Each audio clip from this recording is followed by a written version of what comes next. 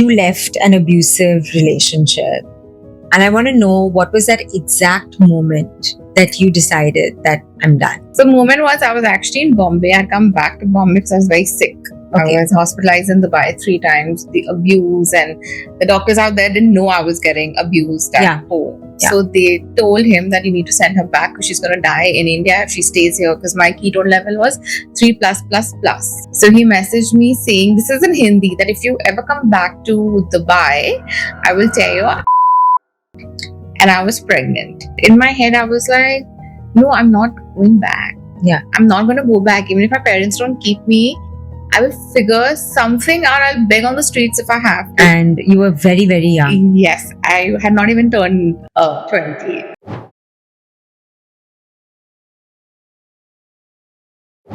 Zaria Patni walked out of an abusive marriage with her son and nothing else. What she found on the other side was not freedom. It was a system that told her that you need the signature of your abuser in order to give your child a passport. The man she had escaped, his signature, to prove that she was her son's mother, she refused to accept that. She tweeted to the Minister of External Affairs. She filed a petition. 96,000 people signed that petition and said that she's right. And the government of India eventually changed the rules. Today, every single mother that applies for a passport does not need the consent of her abuser. And this is only because of Zaria. This is her story. There are women who survive their circumstances, and then there are women who change a country because of them. Hi, I'm Sneha Javeri, your fellow mommy friend and the host of Mama Approved, a podcast where I ask all your questions to the best people in the business. Hi, Zaria. Thank you so much for sitting down with me. I'm so excited, and I'm also very overwhelmed after reading your entire history. So I'm going to ask you straight up that you left an abusive relationship. And I want to know, what was that exact moment that you decided that I'm done? Not like the months building up to it, not the fact that, oh, you made a very conscious, because it's never a conscious decision. Correct. It's that one moment that Correct. takes you over and you're like, bas, I'm done. Correct. I can't do this. So what was that moment for you? So the moment was I was actually in Bombay. I'd come back to Bombay because I was very sick. Okay. I was hospitalized in Dubai 3 times. The abuse, and the doctors out there didn't know I was getting abused at home. Yeah. So they told him that you need to send her back because she's going to die in India if she stays here, because my ketone level was 3++++. If you show that to a gynec, the first question is this person alive? So I somehow managed to come back when the doctor said you need to send her back to Bombay. And I came to Bombay, and over maybe a week or something I was here, and there was not even an argument. It was just a decision between me receiving my parents the next day at my house, which is on the 8th floor, as to staying down at his house on the 6th floor. And because I was already sick, pregnant, and super tired, it just, like to wake up at 6 o'clock in the morning and crawl back. I was actually staying in my own room in my building. Yeah. On that decision, he had, I think, moved heaven and earth to make it a point to make my parents' journey back from Hajj, which was like 40 days of Hajj, miserable. He called me about 40 times, and the last message that he sent me, he would type in Hindi. I wish I only had screenshots back then, to be honest. It was a Nokia phone. So he messaged me saying, this is in Hindi, that if you ever come back to Dubai, I will tear your and I was pregnant. Oh my God. So when he said this in Hindi, when you translate it in Hindi, you just think at the back of my head, Like, what is this person thinking? I had already listened to his abuse before. Yeah. But just to listen to this while being pregnant, in my head, I was like, no, I'm not going back. Yeah. I'm not going to go back. Even if my parents don't keep me, I will figure something out. I'll beg on the streets if I have to. Imagine the level of survival you're thinking at. I was like, I'm not going back. And that was it. His sister came and took my phone from my hand, because we all lived up and down. And when he would go crazy, means everyone was getting a text message and calls from him. And he was someone who would just constantly call. Yeah. Like one after the other one. Basically crazy. Yeah. And that's it. And it's been 20 years. Wow. But bold, and you were very, very young. Yes, I had not even turned 20. Yeah. It was exactly 20 years back. I was 19. Insane. And for a 19-year-old to take that decision, and guts, right? Yes. Especially at that time. Yeah, because the abuse was, I have never seen anything like that. Of Like I've never course, seen like yeah. a human like that. My lawyer is a divorce and a criminal lawyer. He has told me, he's like, I have never dealt with a client like this. He's like, in 15, that back then it was 15 years of practice. Yeah. He's like, I haven't dealt with a client like this. Even his juniors, you know, when they would like Yeah, have to deal, yeah. they were like, "Ye to pagal hi hai, to pura pagal hai." So So you come back and cut to the fact that you have to kind of apply for a passport for your son, correct, who you have delivered now Correct. in India. correct. Yes, Right? in India, yeah. And you've gone to the passport office and they have told you that you cannot do this without Yeah. the signature of this crazy This person. crazy person, Yeah. yes. Define that moment for me. So- Replay that moment. I can replay those moments about like 100 times. I think those many times I've been to the passport office. The first time I went was in 2013 after I got my son's custody. So I went with all my paperwork. They were like, so this the same lady that I was talking about who I got fast forwarding last year. Yeah. Lady was like, "Aapka husband kya hai? Husband ko bulao." So I was like, I've been divorced. This is my paperwork. I have the custody. Reading through the papers, where is the custody ka thing written? You know, like basically driving me crazy. Yeah. Then telling me I need to get some paperwork from a magistrate. I need to go here. I need to go there.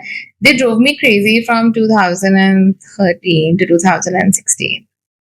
That's 3 years of way too many visits to the passport office, trying to collect paperwork, telling them that I am a single parent. I don't know where to get The this signature from this guy. The last day, now 2013 has gone trying to, in whichever way possible I could get. 2016, I think it was December.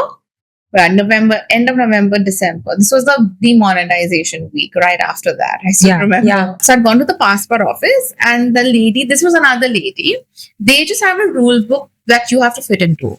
Yeah. Parents, address, working, whatever, and that's it.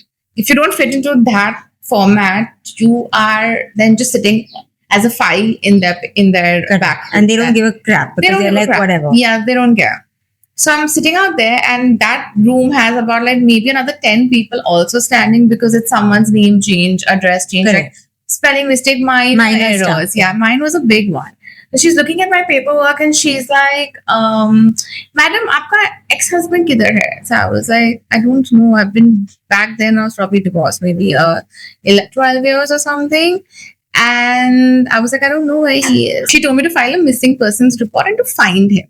So I just looked at her and I was like, "Are you not understanding that I'm divorced? He doesn't exist for me. I don't know where he is."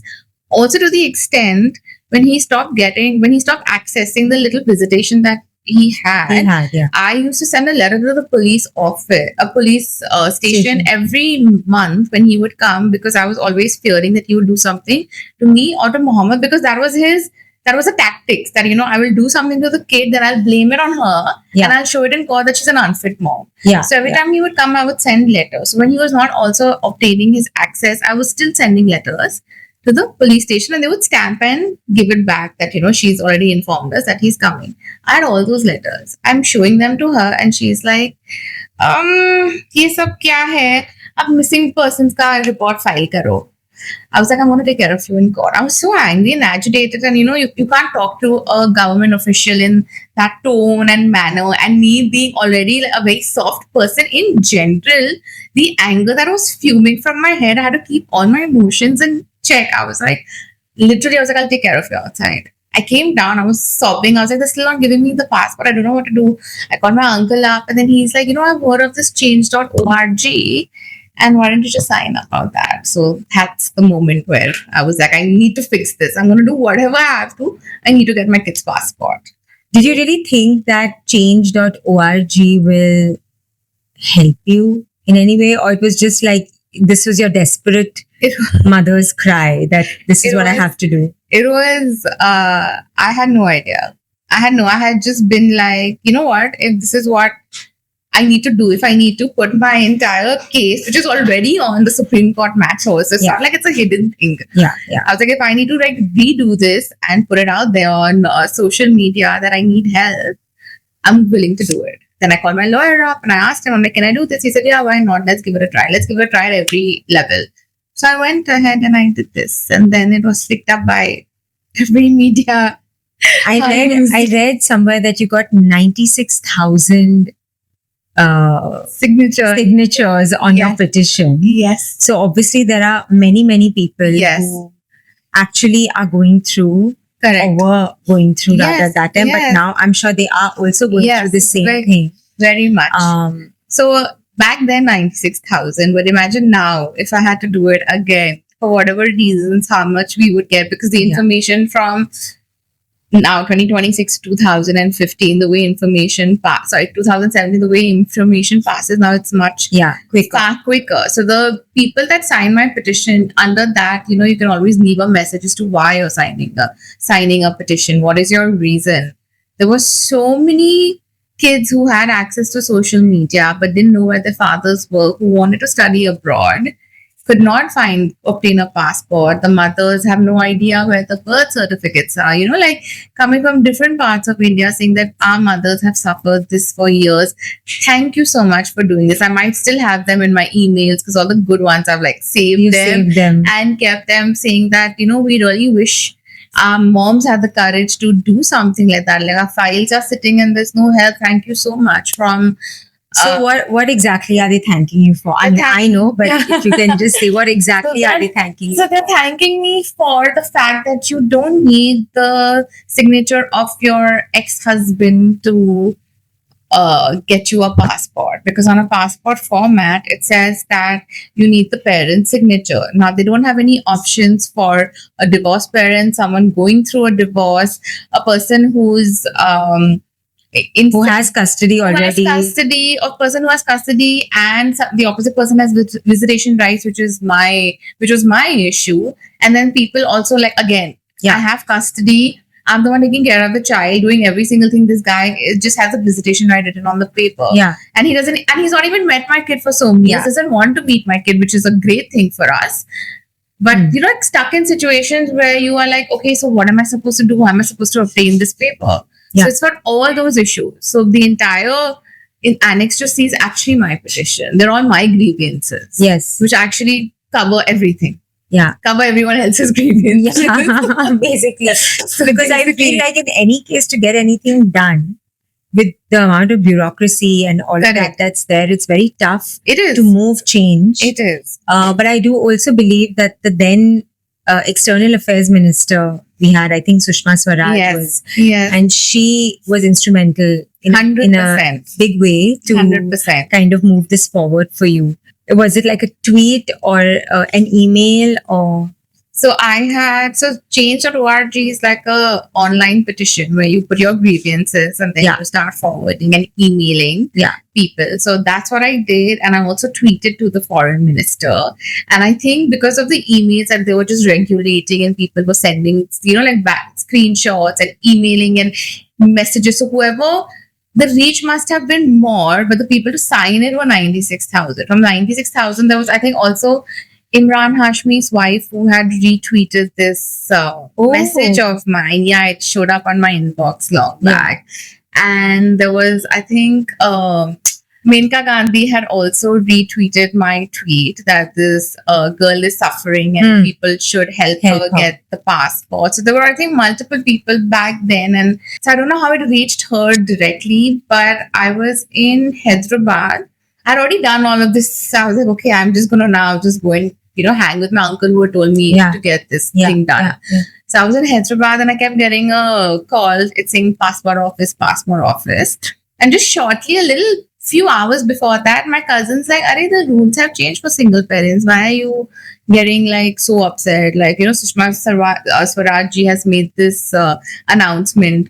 I'm like, no, I don't think the rules have changed. I've been like back and forth saying, no, read the what you call news today. So I opened the news and I was just like browsing. I was like, okay, I guess 2-3 like friends messaged and all.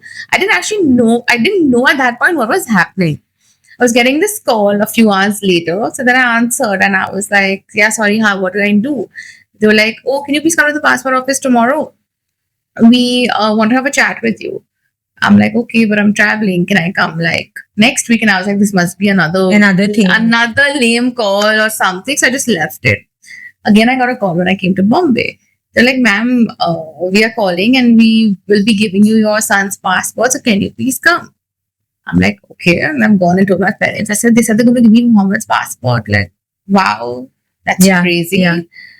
So you did not think that it was your efforts that had driven this change. You just thought that I've done this change.org and 96,000 people have signed my petition, but nothing is really going to come out of it. And my child is basically never going to get a passport. Yeah, in my head, I was like, okay, I've done all these interviews. Like Midday has called me, Asian Age has published something random. If Pune Times, there has been an article, Bangalore has had an article, Hyderabad has had just like articles being published in like small various papers. All the cities had like a Hyderabad Times, Bombay Times, you know, small section about this mother cries for help, mother. Those were all the things were just like copy paste of these different interviews of mine just floating around the media houses. That's it. And I was like, okay, this happen, not happen. Yeah. When he called me to the passport office and I came back to Bombay and I went to the passport office, the same watchman was there and he was like, "Aapko aaj passport milne wala hai?" I was like, I don't know, but I had a smile on my face, so I didn't even wait in the line. I went directly to, I've forgotten what the head is called. Like he's a little higher than the RPO also sitting out there. And I went out and he's like, Miss Pachni ma'am, aapka intezar tha. I was like, oh, I didn't have to introduce myself this time. They know me as Miss Pachni ma'am.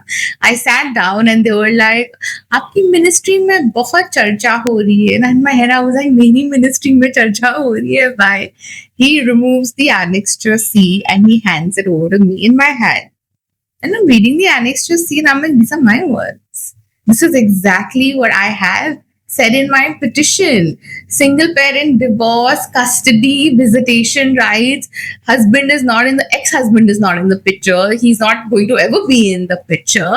And I'm just ticking mark. He's like, "Ab se tick mark kar rahe." I said, these are my issues. And it wasn't making sense, but I just kept ticking. I signed it. He said, just give me your Aadhaar card. And I gave it to him and he's like, aapko passport mil jayega 2 din mein. I'm like, what has happened to the change? He's like, oh, we've become very modern. I'm not joking. Like when I think about it right now, like when I'm replaying it now in my head, he just told me that we have become more modern. So I'm like, but I've been crying about this on the last 3 years. There's nothing modern about being a single parent or wanting. I mean, I didn't have those conversations, but these were all happening in my head. I signed everything and he's like, you'll get the passport in 2 days. I did get the passport in 2 days. I have come back. It has said that Muhammad's passport has been, it's gone to dispatched or whatever. Verification. Verification. And then I get a message saying that your passport is on the way and the passport goes to the post office, right? Yeah. Now we have that one postman that still gets those bills and all. I had his number and I called him and I was like, bhai, aap kidhar ho? Mera passport. He's like, haan, aapka passport aa raha hai. And I'm here at this college next to your house. I said, I'm coming outside the college. I couldn't wait. I couldn't wait in the building. Yes, I took my car and driver, and the college is right next to my house. He was giving some papers, and he came down, and I was like, "Can you just give me the passport?" And he gave it to me. I don't know how to tell you. I couldn't wait, and I gave him I remember those 2,000 rupee notes were still existing. I gave him the note, and I left. I left, I opened the passport and I just kept reading it again and again and again. But this is like victory of a woman. Correct. In a democracy, victory of a mother, victory of that person who has sweet revenge of the person who has gone through everything that you have. Correct. And also I feel like victory for a mother also because your son has been witnessed through. He's witnessed all of this. All of it. By the end of it, he was old enough, I'm sure, to understand 100% what you were going through. 100%. And maybe he didn't know of your abuse and all of that till maybe he was much older. But correct. he did know that my mother is single. He Correct. did know that my mother is fighting like this for my Correct. passport, for Correct. this. And it's not about traveling. A passport is just for identity Yeah, of who it's you are as Yeah, it's a person in this country. Correct. You It's a know? document which is important. You don't Yes. have to travel with it, but Yeah. every Indian citizen should have the right to have this something so seamless in your hand Yes. easily. It shouldn't be this whole process. So yeah, there were a lot of things. Amazing, amazing. And then you, before we started, you said that you again went through the same thing, or you were on the almost the verge of going through the verge. same thing. The verge. It was. I was this close. I was this close to, I think, taking my own Instagram handle and going live about my issue, which I never do. Yeah. Which I've never done. Yeah, you've never done. Yeah, So I was like, no, this time I'm not gonna go back yeah, to that same dark place I was. yeah. So the second time round when I had to make his passport was when he was just about to turn 18. Yeah. And we only had a few pages left. I think it was expiring or something. And I was like, can you just basically you had to, I think I was traveling or something as to why I wanted to finish the process before. He only had 3 months before he actually turned 18. So I could have waited, but I was like, okay, we'll just celebrate his 18th birthday in a different country. Yeah. That was the idea behind Yeah, it. yeah. And I went to the passport office. Fast forwarding to so many years later, in 2024 is when the same lady was sitting out there, and I ended up going to the same compartment, and she sent me back to a new RPO who was like, your passport, आपके बेटे का passport ये mistake से बना है. So it was crazy how me and Mohammed were looking at each other for a second. That we cannot go through this again. No, in my head I was like, mistake. How is this a mistake? I've traveled half the world on this passport. Yeah. This is a mistake. I was like, it's not making sense. And he's he's opened my file on his computer. I was like, since you've already opened my file, why don't you also Google everything that's also written about this? Why don't you read it? Because I have taken this passport from your office. I was like, I have all the paperwork. I want to know what more do you need from me. He's like, nahi, ye galti se ban gaya hai. Maybe the officer out there didn't pay attention to your paperwork. I was like, no, the rules have changed. I'm a single parent. The ex-husband is not in the picture. The rules could not have changed. How are you changing these rules? Because there's so many people that are suffering. He's like, nahi, abhi de denge. I was like, if you don't give it to me right now, I'll come in 3 months. I'm like, I'll send him. He's turning 18. Then you don't need anyone's permission. He is an adult. He can come by himself. He's like, nahi, de denge. Till the passport didn't come in my hand, You were like, I was on the is edge. going to happen or not? Yeah, I was on the edge. And then when I got the passport in the hand, it said 10 years. So when he goes next, he's going to be maybe 28 or he gets it. So And then we never have to do Yes, and I told Muhammad, I do not have to ever deal with paperwork when it comes to you. I have sorted you out at every level possible. Now you're going to be taking... But describe his perspective of of this situation, like of his mother doing what she did for him, fighting this battle. Of course, any mother would. You were lucky. You were also supported by, Correct. your ecosystem. Correct. There 100%. are very many people out there, 100%. as those 96,000 people, Correct. who 100%. could not do what you did. Correct. Correct. So describe his perspective of this situation. He's actually been my biggest support system. Like 100%. Like I don't think I would be able to go through life if I didn't have his support system. He's never given me any grief in that sense. I think he already saw it in his own way that, okay, she has struggled really hard. Like she's given me a great life in that sense. Yeah. He's not lacked on anything. Yeah. So at the end of it, I feel like for a child like him who's gotten every single thing, there's not much room for him to be like, oh, but this is not going right in my life. He's always stood by all my efforts when it comes to him. So I think like he's been like the greatest blessing, and I would like redo it only for him. Oh, that's so sweet. So yeah, he's been a great support that's in so every sweet. way possible.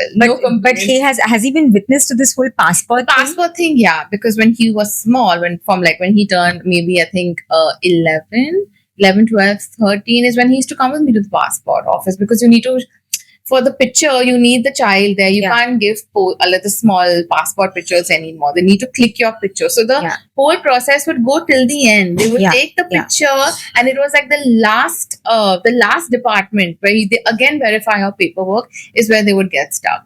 So the passport thing he has been witness to because he was Correct. coming with you. But how old was he when you started this whole process? He was, I think, 10. Oh, he was 10 already. 10. Okay. Then his birthday is in August. So before he turned 11 is when I got his passport. Yeah, so it went on for so So he many was years. old enough to see. Yeah, he was old enough. What He was old happening. enough. He was very much, by then he was very much aware. Basically, I never had to tell Muhammad from my mouth that this person is a bad person. He'd already witnessed it couple of times around, and the passport of it was like it was like it had already set in stone for him that my mom is struggling so hard to get the passport. But what I got to know much later is that this guy had pulled some strings at a slightly higher level to make sure that Muhammad does not ever get his passport, so that I Oh. could be stuck here, which I got to know much later. So I did have a friend who had a little connection where he managed to like put in everything together for me so that Muhammad's passport issue becomes fast. Like I get done and get his passport faster. He'd expedited the whole matter. He told me much later. He's like, I didn't want to tell you because I didn't want to, like spoke the yeah, wheel. Yeah. put you back in that place. But he's like, he had done this. So he's like, he did call the passport office, whoever was probably at a high, because how it works in our country. Someone knows someone and something. The more you pay, the more you can Yeah. get your way. So he had reached a level where he probably could get a little dirty work done out here, but I Yeah. reached a higher level. Yeah. So But I would also say in that case, then this is like the win of truth correct. and 100%. the win of the right path. 100%. That you didn't really pay people to do this. Nothing. You've actually gone through the right channels to 100%. do all of this. I have not paid even 1 rupee bribe to get anything, because at the back of my head was something that I said the truth is always bigger than any everything lie. else. And there will be a time where my truth of what he did to me, what he's done to my kid, what he's done to my family, what he's also done to my friends, I was Yeah. like, it's going to come out. And it did come out. 20 Yeah. years later, it's been a full circle. Yeah. So he can keep hiding behind a little bit of his family name and a little bit of his work, and people still like being all getting work done from him. But my circle, my core, people who know me, people who do follow a little bit of ethics and who have a little bit of humanity in them are like a no. We'll never eat from his restaurant. We'll never order from his restaurant. We'll never cater from his restaurant. It doesn't matter. Like, he has done dirty. We do not want to put our money in his business. Not here, not in Dubai, nowhere. Never. So, So Wow. Muhammad he's been a great support in this sense. Yeah. Like, Yeah. lots has happened post that. Right. Wow. It's really something. I mean, but the fact that you didn't have to bribe anybody and all that, especially as you said that, yes, I mean, we do live in a great country, but our great country comes with the Our judicial greatness of system is lots of bureaucracy and all of that.